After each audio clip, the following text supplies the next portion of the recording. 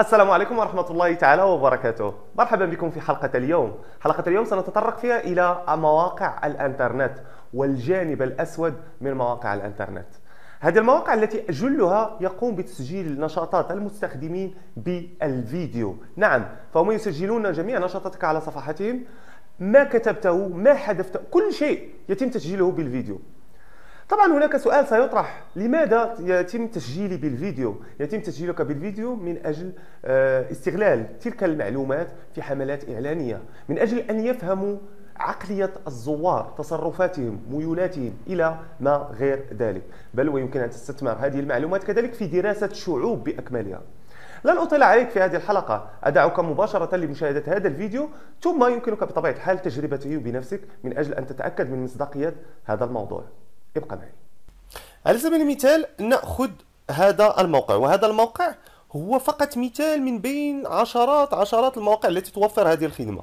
بل وهناك مواقع على الانترنت تقوم بتطوير سكريبتاتها الخاصة من أجل تسجيل المستخدمين. فكي نكون واضحين، على سبيل المثال سنأخذ في هذا الشرح موقع unspeclet.com.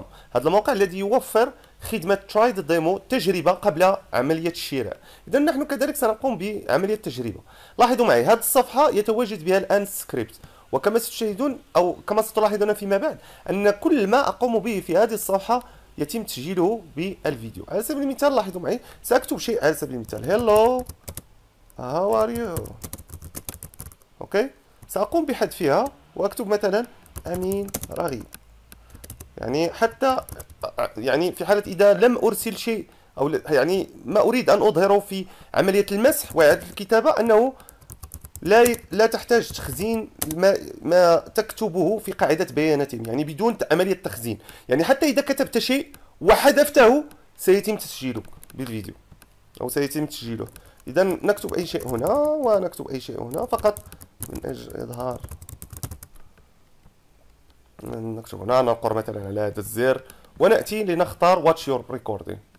إذا لاحظوا معي، هذه الصفحة الآن هي الصفحة أو الصفحة التي نشاهد الآن هي لوحة تحكم الموقع. وفي هذه اللوحة التحكم هنا يمكن لملاك هذه المواقع مشاهدة جميع التسجيلات التي يعني قام بها هذا السكريبت. فكما ستشاهدون الآن كل نافذة يتم تسجيلها، وكل صفحة يتم تسجيلها. كما تشاهدون معي كل ما قمت به في هذه الصفحة يتم تسجيله. لاحظوا معي، يعني حتى عدم النقر على الزر انتر، لأنه عندما ننقر على الزر انتر يتم تسجيل هذه المعلومات في قاعدة البيانات. فمثلا عندما أقوم بحذف وإعادة الكتابة في الحقيقة لا يتم إرسال هذه المعلومات إلى قاعدة البيانات، أوكي. ولكن مع هذه السكريبتات الخطيرة يتم تسجيل كل ما كتبته، حتى وإذا حذفته يتم تسجيله، أوكي. شاهدوا السيناريو كاملا تم تسجيله بالفيديو. النقاط التي نقرت عليها في الصفحة، كل شيء. وللإشارة قلت كل مستخدم يتم تسجيله إلا ويتم تسجيل معلوماته معه. فمثلا هذا العنوان الاي بي، هذا هو عنوان الاي بي الخاص بي، يعني هذا العنوان جميع النشاطات التي قام بها في الموقع يتم تسجيلها بالفيديو.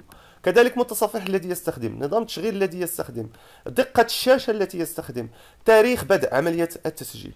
كل هذه المعلومات يتم تسجيلها وتحفيظها في قاعدة بيانات هذه المواقع. وللإشارة كما قلت أن هناك بعض المواقع التي تقوم بتحفيظ يعني أو تقوم بتطوير سكريبتات خاصة بها، وبالتالي يصعب عليك أن تقوم بالكشف عليها داخل الصفحة. طبعا لمن يتساءل حول الحماية من مثل هذه السكريبتات، أقول أنه الطريقة هي تعطيل الجافا سكريبت، ولكن تعطيل الجافا سكريبت يعني كذلك عدم العمل الجيد لهذه المواقع. لهذا لكي أرجع وأقول في النهاية أنه لا يوجد حل جذري لهذه المشكلة. هل صدمك ما شاهدت؟ كن على يقين أن ما أريتك في هذه الحلقة ما هو إلا جزء بسيط من بعض الأسرار الأخرى التي قد تكون لا تعرفها.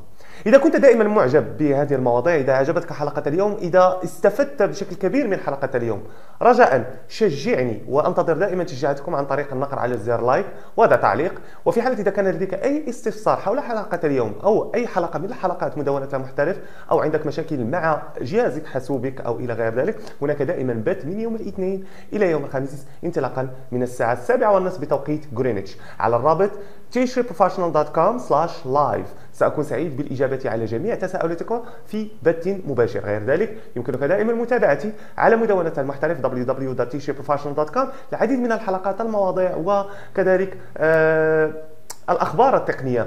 صفحة المحترف facebook.com/tshreeprofessional هي أضخم صفحة تقنية تجمع أغلب يعني مهووسي العرب والمهتمين بالتقنية، لهذا لا تتردد في زيارة صفحتنا. أضرب لك موعد في حلقة غد بإذن الله، حلقة يوم الثلاثاء. إلى ذلكم الحين دمتم في أمان الله.